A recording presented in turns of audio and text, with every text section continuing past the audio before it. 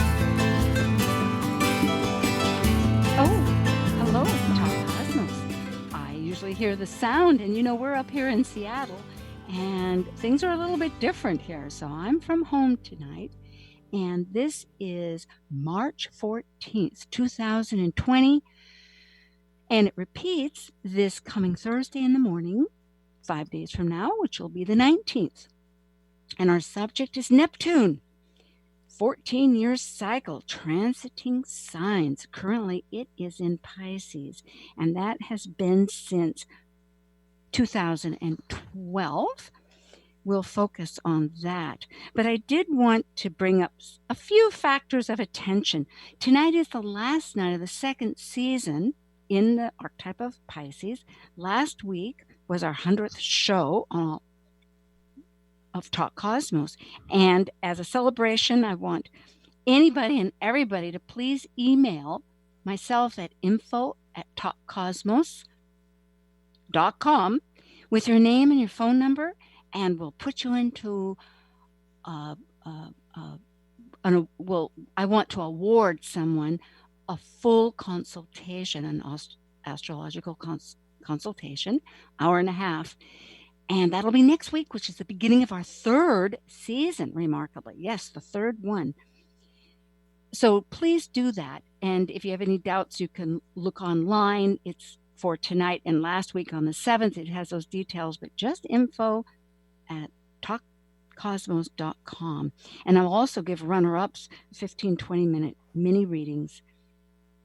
So Neptune. Neptune is timeless and the unknown.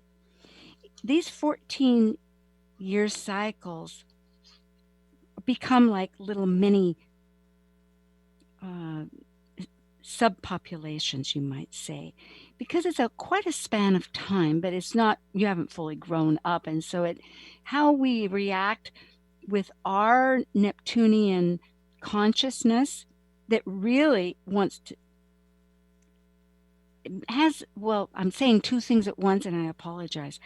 I'll go back to what Neptune's energy, it dissolves illusions that limit our own individual perception. And so the question is, how do these different signs, how do they manage this pervading energy of dissolution to expand the consciousness, our consciousness, in an effort to connect humanity in oneness? Because ultimately, in the Piscean Neptunian archetype, which we are living in now, again, since I had the dates exactly in front of me, but it was, I believe, 2012, and it goes through, I'll get those details later, and I'm so sorry. I've got too many little notes here at myself. There's a lot, and that's actually what Neptune is it's everything in the cosmos. So that oneness has no differentiation or boundaries. It's boundarless and it's timeless. So it can seem kind of chaotic. There's a lot of key words that we'll bring up. So with all of this, I want to introduce, because that's probably the best way to approach this vast subject, the speaker tonight with me, my guest, is Tara All. That's TaraAAL of Los Angeles, who's an astrologer, a tarot reader, and uses archetypes experientially as she can. Boy, I've got tongue problems tonight. And in fact, Tara is a speaker internationally and nationally at conferences, schools, Kepler College, NORWAC, UAC. Those are large conferences annually or 4 years of astrologers. She's been published in the Mountain Astrologer, Affinity Astrological Magazine, Celestial Vibes, Astro.com, which is an online resource for any of you wonderful people there aspiring to be astrologers, or if you don't, speaking of those that may not have their own software, it's great. It's a wonderful resource where you can charts and have many things. And she's also the astrologer for Sage magazine. I hope I have that right. Oh, Sage Goddess. Sage Goddess. Thank you. It's a company. Yeah. Okay. And an author this spring. She is publishing a book with Aswin Subramanyan. Did I say that right, I hope? It's fine. Okay. And it's called Releasing the Moon, an Astrological Journey of Self-Discovery. And that will be on her website when it's published. That's Tara All, or else go to Talk Cosmos. She is in the guest portion for all 3 years, and subscribe. You'll find out all these events. So Tara, hello, and thank you very much for celebrating the last of the season. And I know we've already scheduled dates for next season, so this is an ending with a new beginning. Yeah. Hi, Sue, and hi, everyone. I'm super happy to be here, and I love talking about Neptune, so it's a perfect zone for me on a Saturday evening. Yes. This subject that I broached is one that I realized has sort of a subtle distinction that perhaps astrologers per se, because I don't think of it often, and I don't know if others do.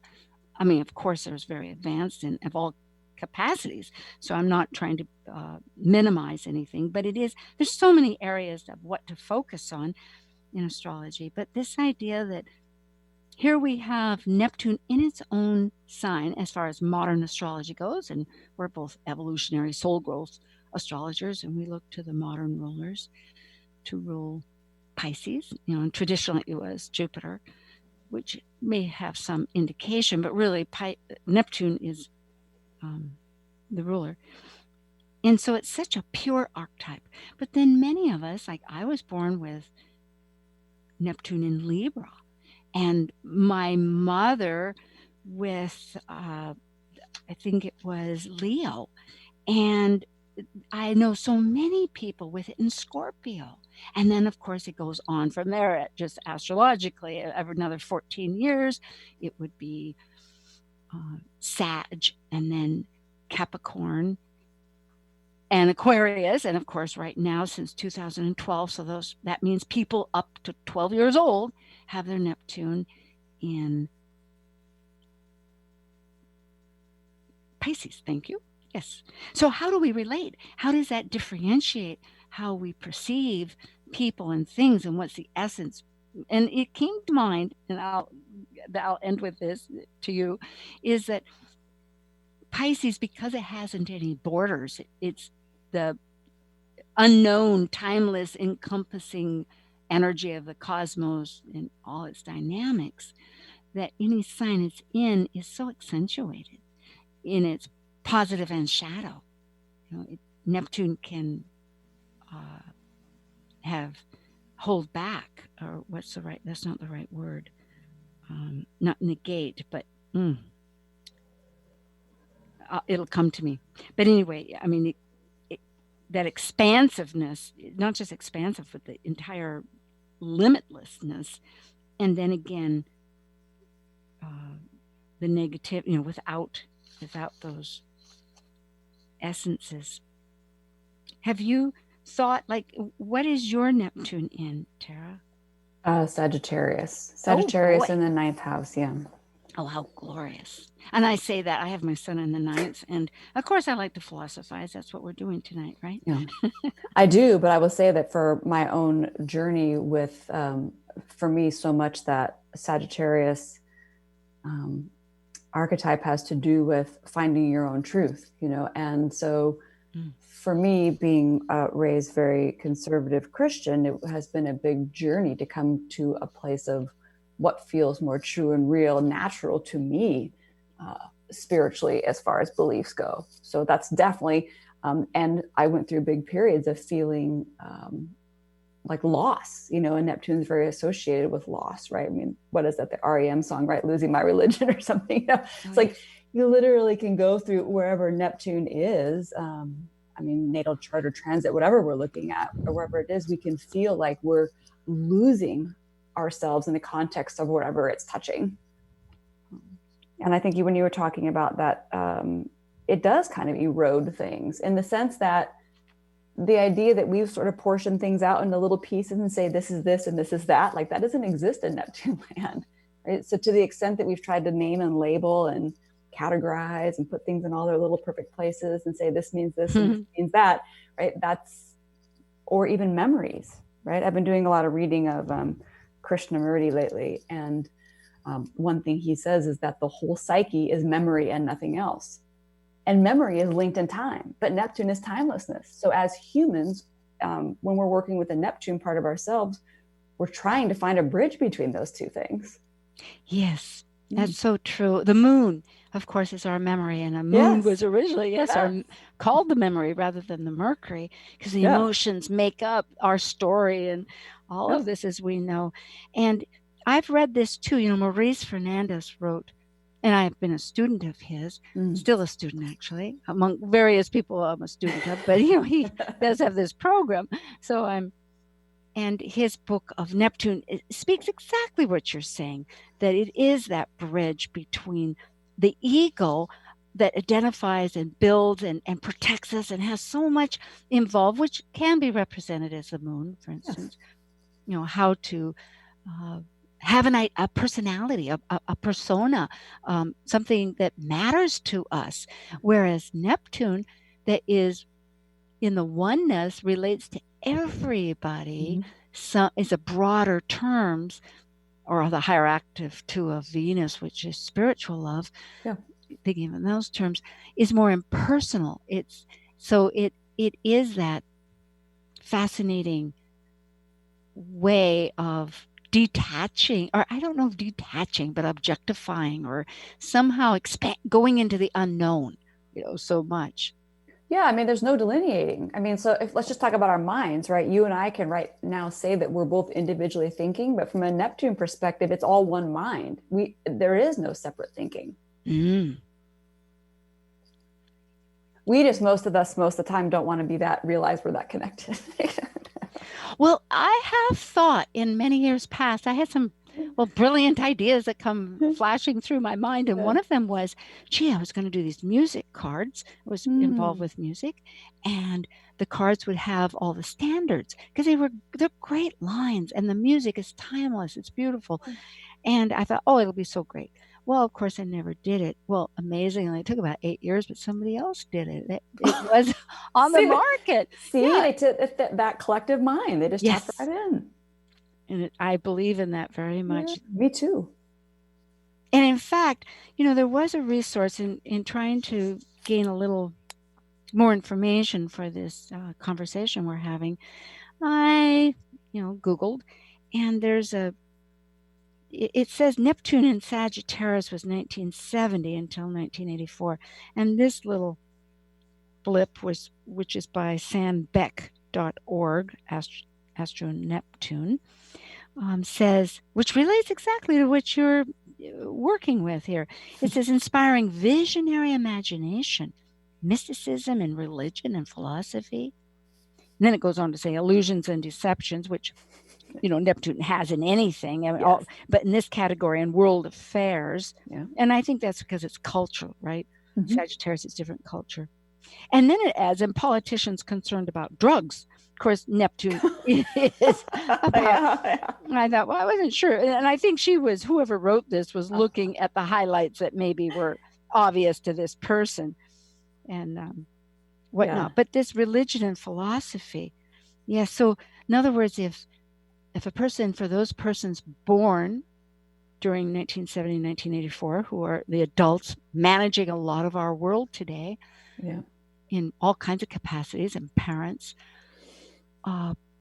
they look at, because there's a lot of tension between Pisces and Sag. It's not that it's a negative thing, but they do, in astrological terms, square each other, in this wanting resolution. So coming up with, how do we derive from this spiritual essence new forms of belief systems? And I always think about with the Sagittarius piece, with the square between Pisces and Sagittarius, because sometimes they seem real similar. It's easy for us to kind of, especially with the traditional ruler being the same, they have a similar flavor. But Sagittarius, when it comes to truth, Sagittarius is much more of a personal truth. And for Pisces, for it to be true, it has to apply to everything. It has to be universal. And so that's the, a lot of the battling we have over what is right or wrong. Those are Sagittarian conversations. Absolutely. Yes, it is the opinion. And we're, how can I say it? Having a voice is one of the great features of being a human being. We can implement our ideas and learn the language of how to connect. But on the other hand, it's like, where's our arena, or how does it connect to people? I mean, how broad is it? And for the self or for the many? Yeah, it's that timeless. Yeah, and anytime it excludes something, can't be Neptune. I think about this a lot because I was teaching. It's funny, I pulled out my notes because when I worked at Stargazers a good number of years ago now, I went through teaching classes on all the different planets and some different things. And when I was in that class teaching about Neptune, we were talking on and on about Neptune, and we all had this moment of awareness, including myself, where we were struggling with like not being able to include certain parts of ourselves or struggling with things, whatnot. And we all just stopped and we just said, it can't be Neptune or it can't be Pisces if we exclude anything. And everyone just got quiet, because how rare is it that you don't have something you want to exclude, something that you don't want to make part of it. And even when it comes to belonging, I've been, of course, with writing the book with Aswin on releasing the moon, I've been delving into the moon in all different ways. And in its relationship with Neptune, they're both about belonging, right? I mean, the moon wants to belong, but it's exclusive belonging. It's you Tribal. And I are in the same family. We're in the same group, right? And Neptune is inclusive belonging. Yes. Absolutely. And that's very true. So from that standpoint, what's being these energies, and again, as many astrologers remind other astrologers, the planets don't force or make anything happen. No. But it is a climate, it's an energetic field that, depending on our position, our energy, we tend to be influenced, and we have choices. It's these choices of and Neptune wants this consciousness of unity. And so each one bridges their own path to it. And right now we're living under this sea. Thinking of all the water in Neptune, it's just like the ocean, this constant wave of energies that at the best would lead us to that inner self of spiritual connection with Source.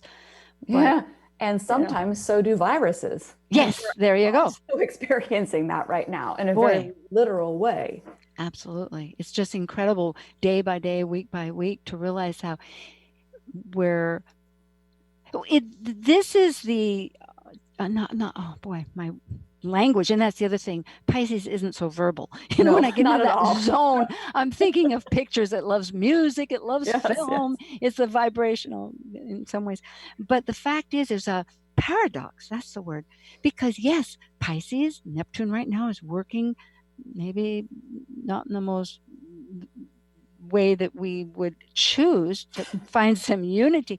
But interestingly, in that unity, we're all isolated. That's right. So it's not, so our connections are so much more online. I've had several talks and conferences now being day by day. Nope, we're doing it online. You're all going to connect, and it has its own energy. But, and then too, that energy wants to go within.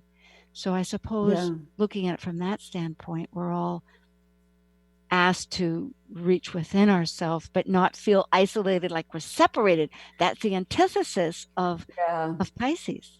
I was talking earlier today about Michael Mead. I don't have the name of it right here, but his Living Myth podcast is one of my favorites, and he has an episode out about a perspective around these times right now. It's not about the virus, but it's about that energy and kind of what that's asking for in us. And he was specifically talking about how he feels like we're going through a collective rite of passage.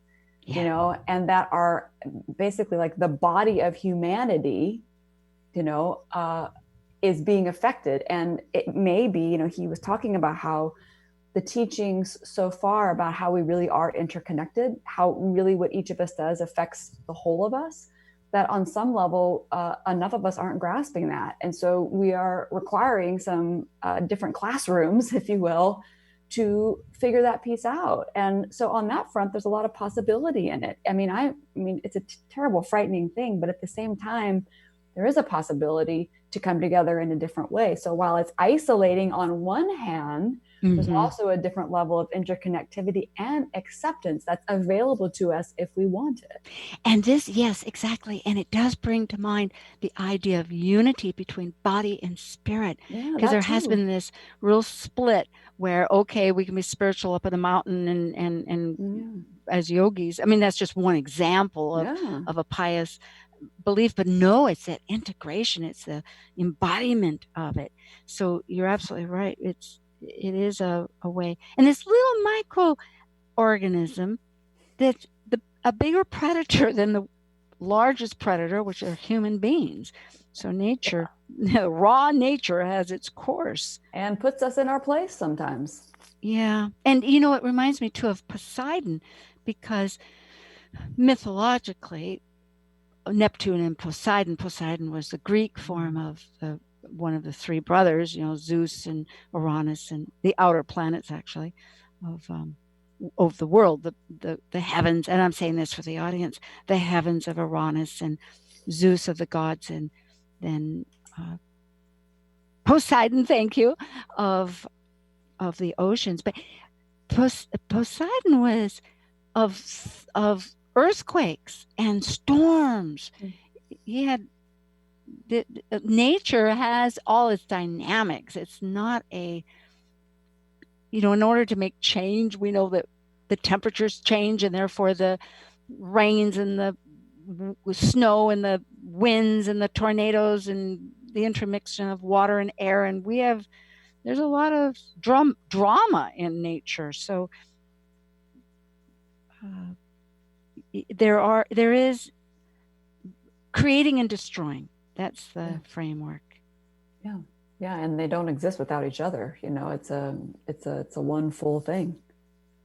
And I suppose too that goes back to this duality that we live in, because we can see light because we see dark.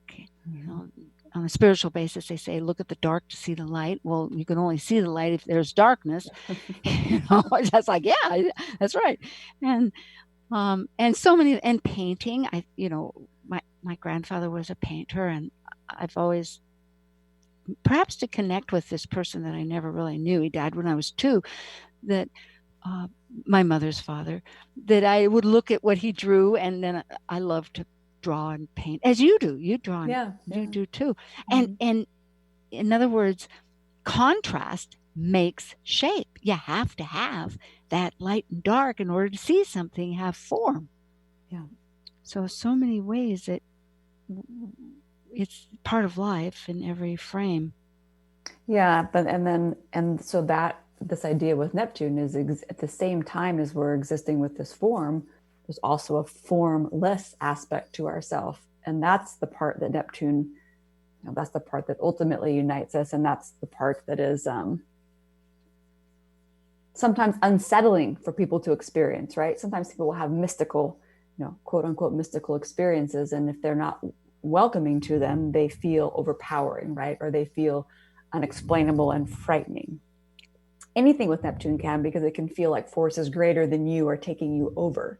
What we just fail to recognize is that we're actually part of the greater forces as well. It's just that we most of the time choose to identify with the separate self. So, it's the human dance, the back and forth, really, and trying, because if we got to the place that we were fully integrated, we would, I suppose, we would just not be here. Light beams, yes. Oh, Tara, I love how you express that. We will take a brief break now for some announcements, and this is Talk Cosmos on March 14th, and I'm with Tara All of Los Angeles, and we're talking about Neptune and its 14-year cycles of many signs, of which we'll talk more of. We'll be right back.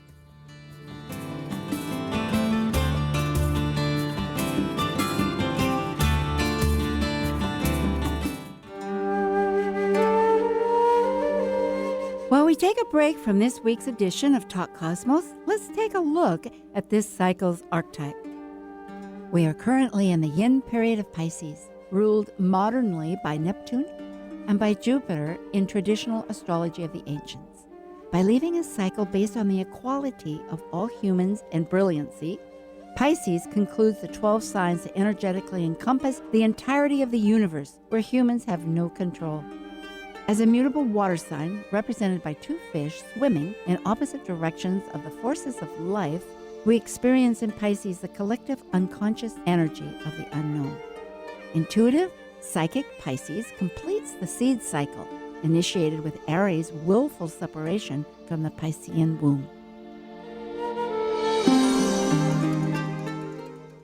This is Susie Kerr-Wright, astrologer and psychic medium, and you're listening to Talk Cosmos on Alternative Talk 1150 AM, where we discuss the meaning of our roots in the stars. Get your daily dose of variety. Alternative Talk 1150. Hi again, Sue Rose Minahan and Tara All of Los Angeles. And remember, she is publishing a book about the moon. And let's see, that's not the right name. Releasing the Moon. And it will be on her website. So go to Talk Cosmos and please remember to subscribe. At the moment, we're offering a free consultation and a grand prize, I want to say. So go to info@talkcosmos and put your name and phone number, and we'll pull it next week, which begins our third season here with 1150 KKNW. And podcast 1, you can hear all these podcasts afterwards, but right now it's live. So if you go to 1150 KKNW, that little button, pop, there you go. So we are talking about Neptune, and Tara just finished saying a superb manner of that it's a formless part, and that if that energy, if we respond to it, which life is, that if we don't have an identity with, if we have an identity only with form, it can be disempowering, or overpowering is the word, not disempowering, overempowering. So really it is energy that to consider in these different signs. I know that with Libra, such as myself, that generation, there's really an emphasis on, just as Libra would be the archetype of relationships, that either one has, it can be over idealized, all the things that Neptune brings to the front, that we think it's going to be the answer of things. There's a lot of reality check.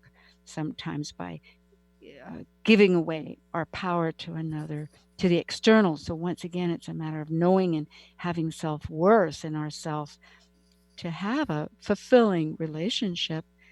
Of course, Libra people learn through the other. It is that external self, but really everything regulates back to the center. And if also I'll add, it's because it's in Libra, it's for beauty, it's poetry, and with Neptune, you know, artistic, musical. There were a lot of, it was from 1942 until 1956. I think of all the great songs that were written during that time. It was pretty incredible. I think about, as you're saying that, because I think about with Neptune, I think about at least where it is by a sign, as we're going through signs now, it's also, the sign tells us where and how we experience oneness, or most naturally experience oneness. So when you were just talking about the music or the art and through relationships, that would be the doorway to oneness for Libra. Oh boy, it is. Yeah. It's incredible. And I have other signatures for music, but it's so strong. I love remembering that I need to listen to music, and I've played music, and I enjoy that greatly too. It's true.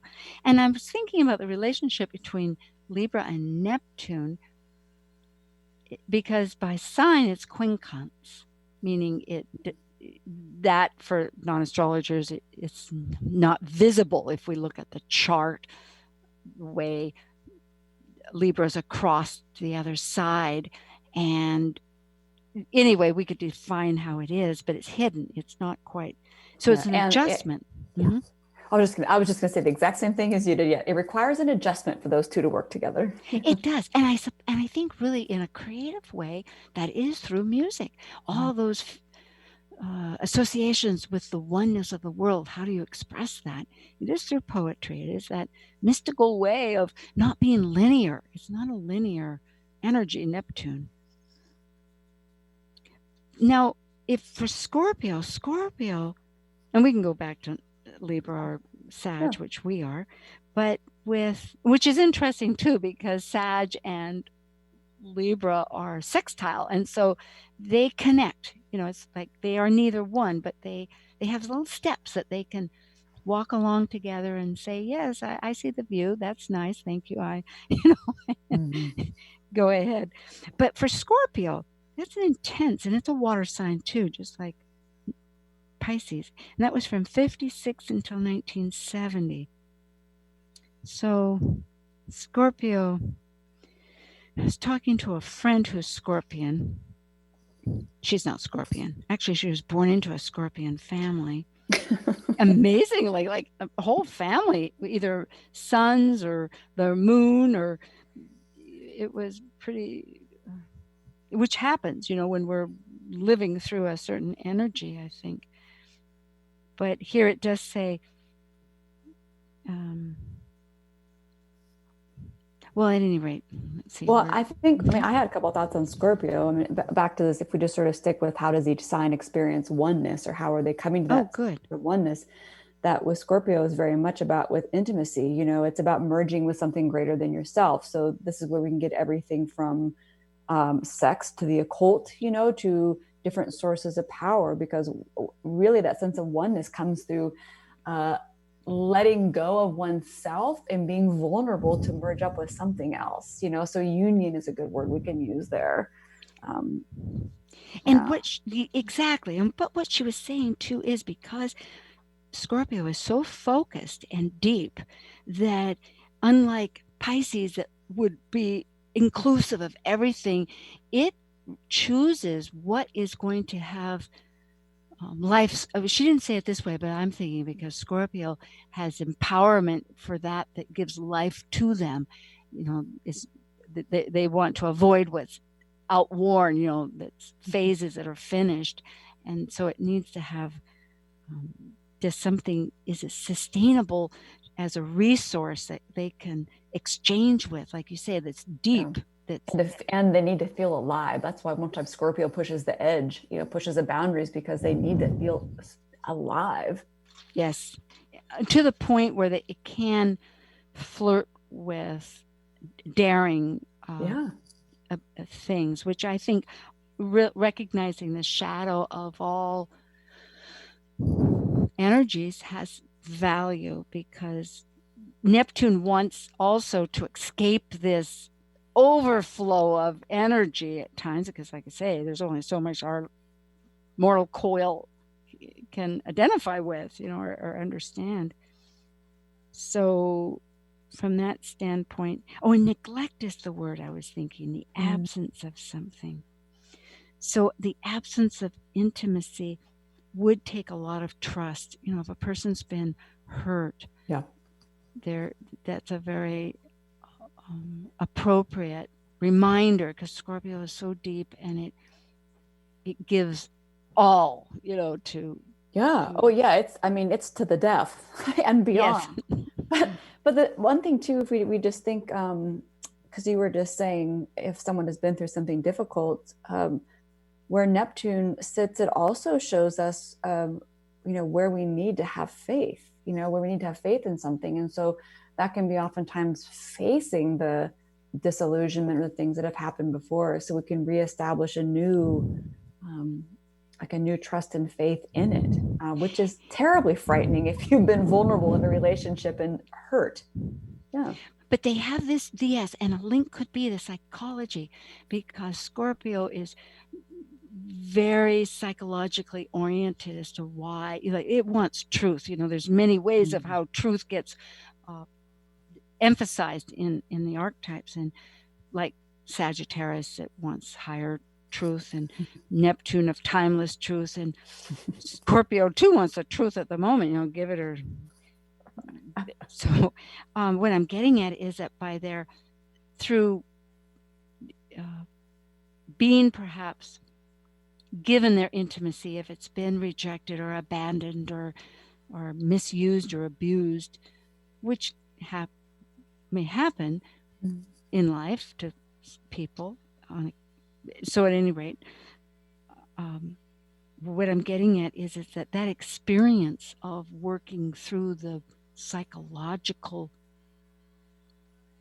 depth of looking at their own, how they may have given their intimacy and the motives and their own self-empowerment, because it's so much about power or no power if it's not working. But the point is that they have a great gift to be able to psychologically help others, to help bridge out of that and still have relation. Well, because as they're learning to truly empower themselves and learning where true power really comes from, then they're able to help others do the same. And that requires, another good Scorpio word is confronting. You have to confront yourself. You have to confront those deepest shadow places. That's and so we talk about Neptune. I think you led off this whole episode with talking about Neptune being the planet of reality, the reality that we get to once we clear off all the fog of what wasn't real. And when you add that with an archetype like Scorpio that already demands the bottom line and the deep level of truth, you kind of have a double down on we have to get to what's real, even if it's really uncomfortable getting there. Tara, you really are a marvel. That was just perfect. Absolutely. Confronting and true power, where true power comes from. That is really the essence. It's the candle stays lit. Yes, the light in the dark. There's in that place where real power is within ourselves. The candle never goes out. It can't. It's not a possibility. So yes, that's right. The sustaining energy of it.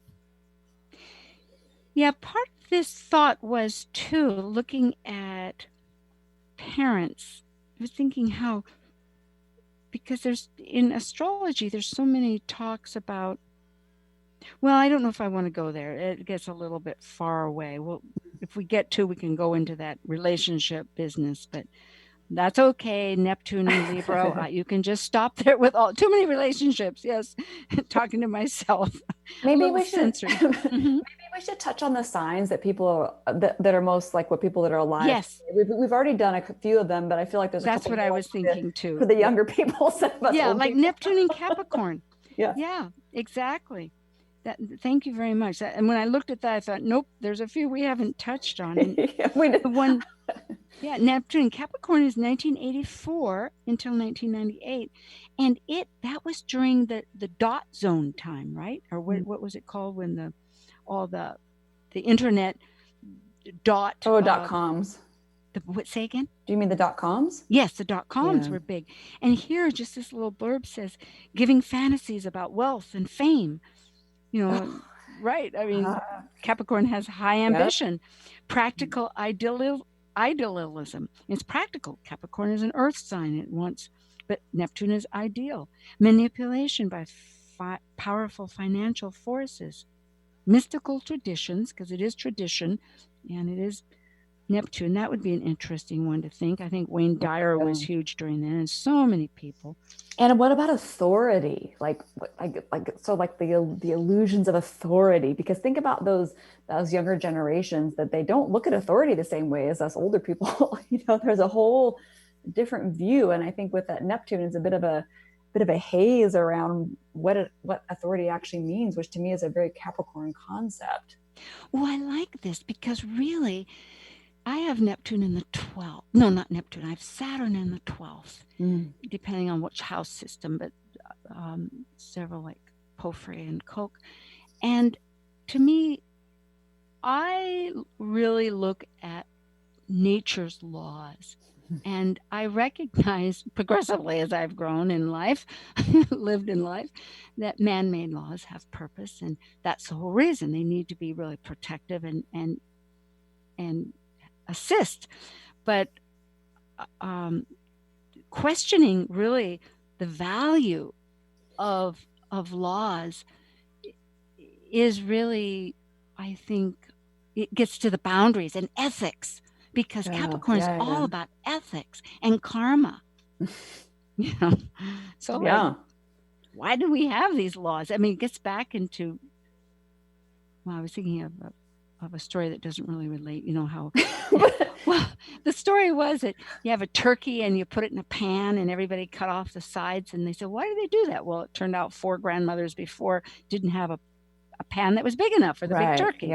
So like, is it, but I don't know if that's more cooking. That's a polarity point, Cancer, not. I don't know, but the Capricorn idea of like, that's how we've always done it, and that sometimes can get linked in there as well. I was thinking about that with people with that, the Neptune Capricorn generation, but think about the potential for creative and imaginative leadership, right? Because there's that visionary aspect of Neptune with the Capricorn, and it brings a different flavor. So, it's almost like can move away from the old ideas of authority or, who's the person in charge or what that means, and kind of look at it in a whole new way, maybe even add a more level of inclusivity or oneness to it, right? Instead of looking at there being one leader, Neptune would have, I would think would look at leadership more from a viewpoint of, hey, we're all in charge. And then more, how do we sort of parse out all those pieces? Well, it is the cardinal square, going back to astrology. And for those people, the directions are Aries across from Libra. I mean, of the spring of Aries with the equinoxes and Libra, to the solstices, which is Capricorn and also Cancer. So I'm thinking that really it does ask people to have that reality of personal authority, meaning we have, and that's really when you think of all these religions, what they're trying to teach people is the morality of do unto others as they do unto yourself.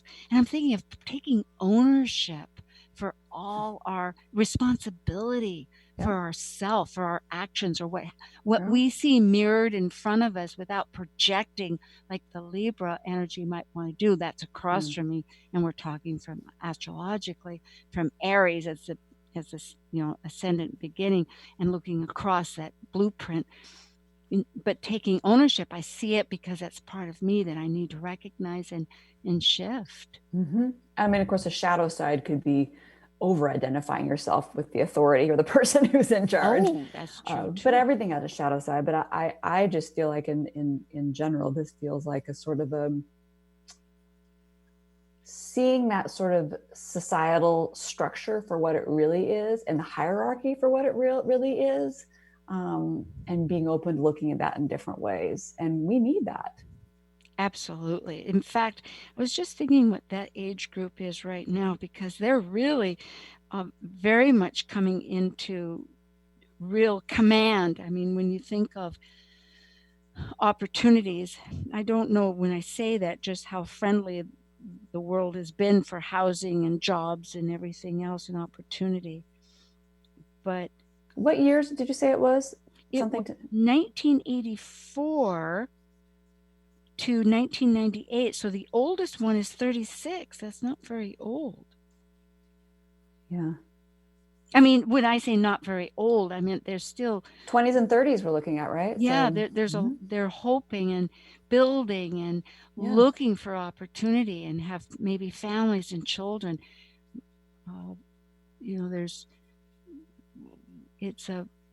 So really that leadership of these people, especially now that we're going through a shift of our social lifestyle, that we have no way of calculating what will evolve from this. There could be real benefits, and I'm only strictly thinking at the moment of some webinars that have been online that we can access, but and that's a minor.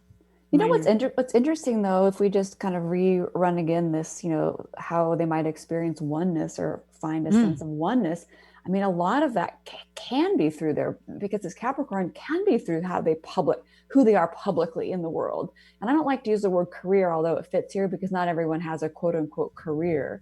But this does have to do, Capricorn always does, with your public self, who you are out there in the world. So that sense of oneness in some respects comes to, in some ways, how you contribute to society. So for that generation, it matters to all of us, of course, but I think it especially matters because that's one way how they sort of plug into that greater unity. And probably structure. I'm thinking, because for those people still following how astrology, our language, the 10th house of Capricorn is where the development of the individual is in the greater world and within the structures of the world. So it's how we operate in that world, in whatever category we might consider. And like Stephen Forrest would say, it's our great works. Capricorn is, and the great works can be all different kinds of things. It doesn't have to be what we might commonly think of as it's not like a great work doesn't have to be writing a play.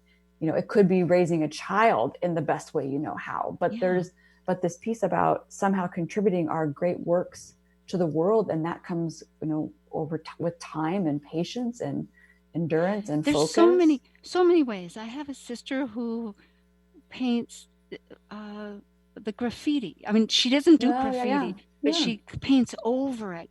It's, she keeps care of her environment and her area and helps with potholes and calls the hotline to say, hey, this is an area. And so there's so many ways that people can really contribute to society. But because it's Neptune, we always have to remember that there's always the risk that it will always be a possibility and a potential, and then it won't manifest, because Neptune is a big, creative, imaginative thinker.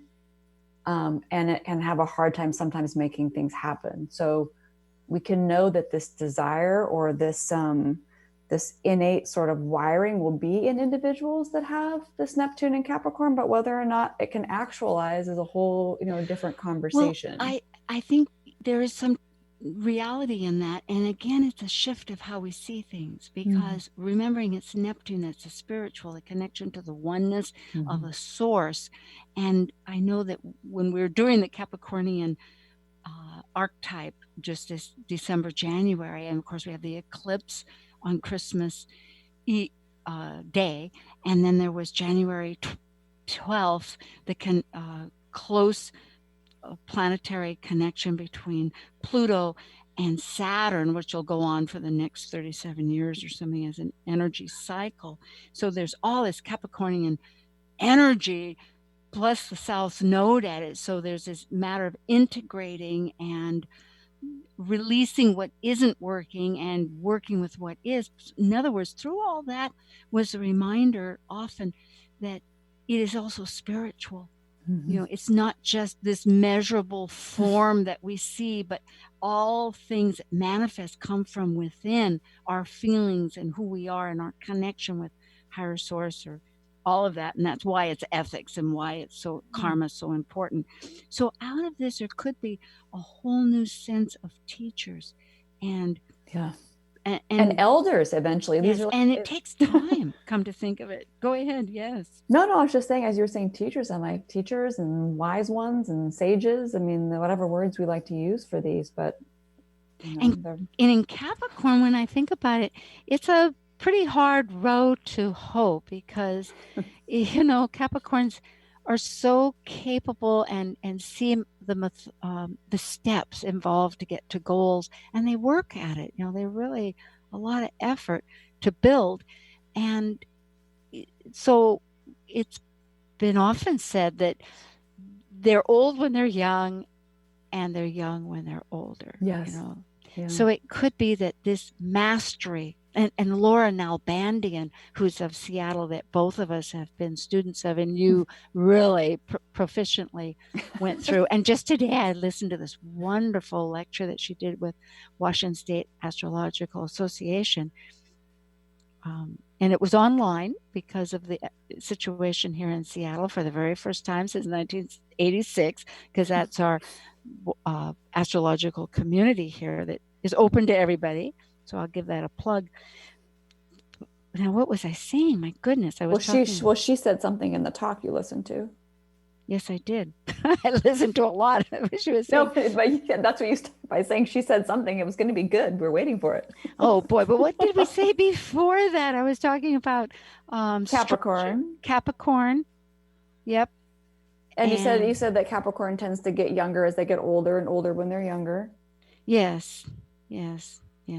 Well, maybe I'll come back to you, but I have one thing I also want to sneak in, because as I've been sitting with Neptune, and especially as I've been working on the book, and as we were working on the chapter around Neptune, one thing I feel like whatever sign Neptune's in, whatever house it's in, whatever you're working with Neptune, that on some level the ego has to sacrifice itself, and the area where that needs to happen is defined by that sign or by that house or by whatever aspect you're looking at.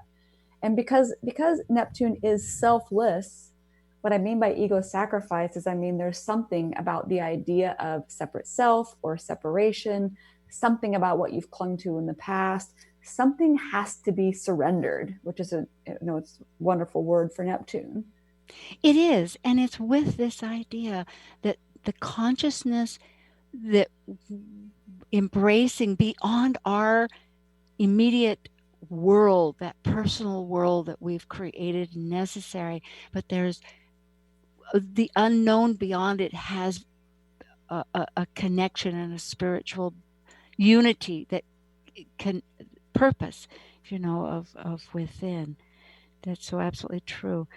Next, I just noticed the clock, and I do have to we have a few minutes here, but next week we'll begin Talk Cosmos' third season, March 21st, right after the equinox, and it will be the Moonbeam team, and we will award that grand prize of a consultation. So please just email info@talkcosmos.com with your name and your phone number. If you have your birth date, great.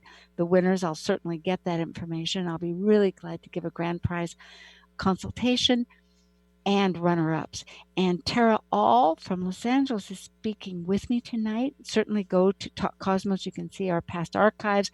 Tara's talked with us numerous times, and she will be producing a book called Releasing the Moon, and it'll be on her site, and you can find that at Talk Cosmos and sign and subscribe. So we're talking tonight, which is March 14th and repeated on the 19th, Thursday at 6 a.m., about Neptune in its signs, its 14-year signs. And Tara just spoke of this absolute significance that the consciousness of regardless, the house it's in the manner, and the sign in the method, if that's a good way of putting it, of areas that respond to our language of who we are, wants us to let go of our smaller world to embrace the larger world of unity. Did I say that okay? That was perfect. It was beautiful. Oh my gosh. Well, we have about part of a minute here, Tara, and already there's so much, but I'm glad we talked about Capricorn, because really it'll be very exciting to see the younger adults live and share in this world, and we need people of their wonderful capacity. I think I hear the music. We're told to say goodbye to everybody, and we love you. And Tara? Thank you, Sue. Thank you, everyone. It's been awesome, just like it is every time. And I look forward to the next time. Good. That'll be in July, everybody. Okay. See ya. Thank you for listening to Talk Cosmos, the show where Sue Rose Minahan and guests unveil astrology's ancient archetypes that continually build the collective experiences in our unconsciousness. Be sure to tune in next Saturday at 6 p.m. to continue finding your roots in the stars.